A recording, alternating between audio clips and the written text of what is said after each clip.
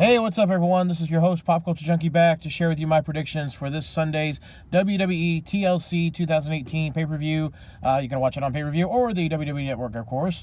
Now, this is the final pay-per-view for 2018. Are they going to finish strong? Who knows? The last couple of pay-per-views have been kind of hit or miss, with a couple of good moments and a lot of bad moments. So who knows how they're going to finish off the year. I mean, TLC is what they describe, always calling it the Demolition Derby style pay-per-view, because you have tables and ladders and chairs. Oh my! So all kinds of carnage is expected to happen. Sadly, it's not as crazy over the top as the Attitude Era was, of course, but it can never go that way again, obviously. So we have a lot of matches. We have 12 matches announced for the show, including pre-show, kickoff show, etc. So we're just going to run through the card and share with you my thoughts on what possible outcomes are going to happen. So in no particular order at all, I'm just going off of a list I have in front of me. Let's see, we have chair match, Rey Mysterio versus Randy Orton. And a chair match, really, it's like, okay, it's just a hardcore match. It's a street fight. It's a no-holds-barred match, but they call it a chairs match because they're primarily only going to use chairs. I don't see how that means, oh, you can't use tables, kendo sticks, or trash can lids, but whatever. Chair match, I just don't understand. I never understood why they make this a match. Just have a TLC match and maybe a ladder match, something like that, whatever. But or if you have to have a pay-per-view called TLC, just make the main match for the main title, as in Daniel Bryan versus AJ Styles, for the TLC, in a TLC match. But anyways, Rey Mysterio versus Randy Orton. I'm going with Rey Mysterio. Orton does not need the win. Mysterio does. He's just come back finally. He's been gone for a long time. So I'm going with Rey Mysterio. Next up, we have the WWE Cruiserweight Championship match. Buddy Murphy defending against Cedric Alexander. These guys are going to definitely put on a great match. I'm still going with Buddy Murphy, though. He's been on a great roll, and I'm picking him to retain the title. Next up, we have a tables match of the hot feud on Raw with Natalya versus Ruby Riott. I haven't really been a fan of this rivalry. I mean, I like the two competitors. I just don't like that they had to bring in Jimmy Anvil Neidhart's death as part of the storyline. That just, it's always a little uncomfortable watching storylines like that. But based on the storyline, Natalya needs to win here. Makes no sense for Ruby Riott to get the win after all the ridicule she's been doing on Natalya, her family, her dad, etc. So, but at the same time, Ruby Riott needs to get some wins and get some momentum to challenge for the women's title at some point. But yeah, Natalya's going to have to pick up the win here. So I'm going with Natalya. All right, next up we have the SmackDown Tag Team Title Triple Threat match. The Bar, Sheamus and Cesaro defending against the New Day, which will be two of the guys from the New Day versus the Usos. Now, it seems like we're living in Groundhog Day, the movie, because it's like, does WWE not realize they have other tag teams? They have other tag teams they could either bring over from Raw or they could use on SmackDown that are already on SmackDown. But yeah, it's just like these are the three teams we get every time, all the time, over and over. The Bar, I'm going to say they should retain. I'm tired of seeing New Day in general, and then the Usos, they're a great tag team. They really are. And I don't want to see them split up and go into singles runs at all. But I'm going to say the Bar is going to retain, and hopefully a new tag team, rivalry shows up. Okay, still waiting on Sanity to show up again since they're kind of MIA lately. So my pick is the Bar. Next match is the ladder match. A guitar will be suspended above the ring, and the first to retrieve it can use it as a weapon. Elias versus Bobby Lashley. Oh my gosh. Really? A ladder match with a guitar? I mean, really, Elias should be fighting Seth Rollins in a ladder match for the Intercontinental title. I mean, that would be much more interesting. Or the matchup we have scheduled of Ambrose versus Rollins should be the ladder match, okay? Elias versus Lashley, I don't even want to see this match. I'm tired of Lashley already. I mean, they're trying to push Lashley as this monster heel now, even though he bombed as a face. But Elias, I don't want to see him just being, wasted. So I want Elias to win. I have a bad feeling it's going to be Lashley, though. So I'm going to predict Lashley will get the win, but I'm hoping to be wrong. Then we have a singles match. No stipulation whatsoever. Drew McIntyre versus Finn Balor. This could easily be one of the best matches of the night if they give them the proper pacing and time and everything. But I'm going to say Drew McIntyre is going to get the win because that's definitely the next big guy that Vince is wanting to push right now, especially with Roman not coming back anytime soon. All right, then we have the WWE SmackDown Women's Championship Triple Threat TLC match. First time ever. Becky Lynch, the man, versus Charlotte Flair versus Asuka. This right here is the #1 match I am looking forward to this weekend. This is going to be a great match. 3 amazing competitors, and it's just going to be awesome. And they're all going to lay it out there. You know they're going to put everything out there. They're not going to hold back. They know how important it is to have this kind of matchup for the first time and such. And so, yeah, they're going to definitely put on a great match and try to steal the show. But who's my pick? I'm going with Asuka. I want Asuka to win. I want Becky to retain, but I would really like to see Asuka get her proper deserves. She deserves a women's championship run, a strong championship run.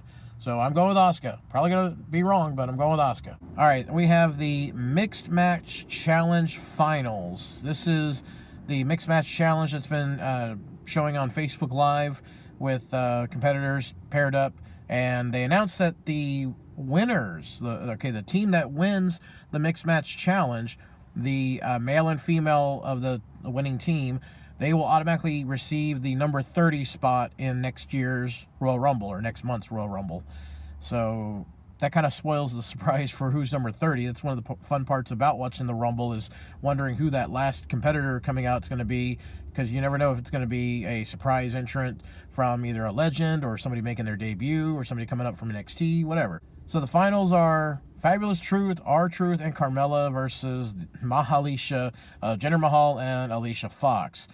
I'm going to say it's going to be R-Truth and Carmella getting the win, but I doubt R-Truth's actually going to come in at number 30. I'm predicting they're going to do something screwy, or he's going to come in at the Women's Rumble and get mistaken for that or something, because they like to make him just totally naive. So I'm predicting R-Truth and Carmella getting the win here. All right, next up we have the WWE Raw Women's Championship match, Ronda Rousey versus Nia Jax. My pick is Ronda Rousey, and she's going to probably stay champ until WrestleMania. That's my prediction. All right, next up we have Braun Strowman versus Baron Corbin in a TLC match. And if Strowman wins, he will receive a Universal Championship title match at the Royal Rumble, and Corbin will be stripped of being any kind of general manager. However, if Corbin wins, he will become the full-time general manager of Raw. This match is obviously going to be just a car crash of weapons and chairs and tables and everything getting crashed and whatnot. Now, I'm curious. They said it's a TLC match, but I can understand with the women's TLC match, they're going to have the women's title suspended above the ring to climb the ladder and get the belt. But what are they holding at the top? Is it just a clipboard that they're climbing to get? Or we've seen TLC matches before where it's just a table, ladders, chair match, meaning you can use tables, ladders, and chairs, but you still have to beat your opponent by pinfall or submission. So they haven't made it clear yet what the stipulation involves. Do they have to retrieve something from the top of a ladder, or they have to just pin their opponent or make them tap out? Whatever. For this, they're still not even sure, I think, if Braun is going to show up because he was injured, legitimately injured. And Strowman hasn't even been on Raw the last few weeks. The last time he was on Raw was in a video package that they recorded from the hospital where he was going to be getting surgery or whatever to get healed up. So I don't even know if he's actually going to be at the show. So I think even if Braun Strowman does show up, I think Corbin's going to get the win here, and he's going to become the full-time general manager. And they're still going to find some screwy way for Strowman to still get the title shot over the next 4 or 5 weeks or so between now and Royal Rumble. But my pick's going to be Baron Corbin's going to get the win here. All right, next up we have the WWE Intercontinental title match. No stipulation added to it, just a title match. Seth Rollins versus Dean Ambrose.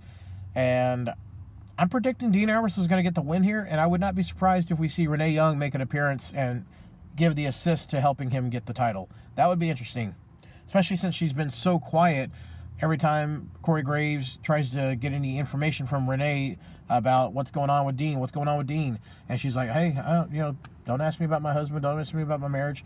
So that'd be interesting. All right, last but not least, we have the WWE Championship title match. Again, no stipulation for this one, just the title match. Daniel Bryan defending against AJ Styles. And we all know AJ dropped the belt because there was no for sure knowing when his contract was going to be renewed or not. And I don't even know if he's re-signed fully for a whole year or two. So it's up in the air if he would have any possibility of winning the title back. But I'm going to say Daniel Bryan's going to get the win. They wouldn't put the belt back on him just for a little, few weeks, months, whatever. Predicting he's going to at least be champion through the Rumble, if not a little bit longer. So my prediction will be Daniel Bryan, and it's going to be some kind of screwy finish. He's going to kick him in the balls, or he's going to do something to, distract the referee, and then do something to AJ to where he can roll him up for a, sneak pin. So I'm going with Daniel Bryan retaining the title. All right, well, that is all the matches that have been announced, and I'm still looking forward to the show because I enjoy any kind of hardcore style matches, whether it's tables, chairs, ladders, whatever. So it's going to be fun. It's going to be a fun show, and I am looking forward to it. Now, as always, when I do these prediction videos, I always send out tweets on Twitter, and you can follow me on Twitter during the pay-per-views and network specials. Pop Culture Junk 2 is my Twitter handle. And I always send out a tweet letting everyone out there know that I'll be doing a prediction video. And if you ever want to get a shout out on this video, all you got to do is just reply to the tweet and share with me any topics or questions you would like me to address in the video. And I got a response here from Josh. Josh asked, what match are you looking forward to the most, and what match could steal the show? That's really easy because it's the same answer for both. It's the women's triple threat match for the SmackDown women's title, Asuka versus Charlotte versus Becky Lynch. As I already said, those three are definitely going to put on a great matchup. Now, what's another two matches that could definitely steal the show if they were given the proper, storyline or whatever? If they were just allowed to go out there and just put on a great match. Easily, of course, Dean Ambrose and Seth, they know each other so well. They could definitely put on a show-stealing, match. Also, Finn Balor and Drew McIntyre, easily, they could put on a great match. And last but not least, of course, AJ Styles and Daniel Bryan. If we were given a proper storyline where it was literally just face versus face, who's the best in the world, who's the best in the WWE, whatever kind of thing, and we didn't have to have this evil vegan character, Daniel Bryan versus, AJ Styles, I think we would get a much better matchup, because obviously they're going to make sure they want Daniel to get booed, because that's what they're going for right now. So he's not going to do as many things to, normally make the match as amazing as he can, because he still wants to get, the boos. So, but yeah, I'm going to predict again, it's going to be the women's triple threat TLC match that's going to steal the show. That's my opinion. All right, everyone, thanks so much for the questions. And again, if you want to follow along me on Twitter, Pop Culture Junk 2, I'll be live tweeting during the entire TLC pay-per-view from beginning to end. And then later on that night, I'll be posting my recap, spoilers, and results video. And again, if you want to get a shout out and send in questions or topics about the show, about the matches, anything you want to talk about or share if you watch the show as well, follow me on Twitter, and I'll be sending out tweet out so you can reply to that as well. All right, guys and gals, I hope you enjoy the show. Looking forward to it, and looking forward to talking to all y'all during the show itself. So take care. Thanks for listening. This is PCJ, the Pop Culture Junkie, and I'm signing out.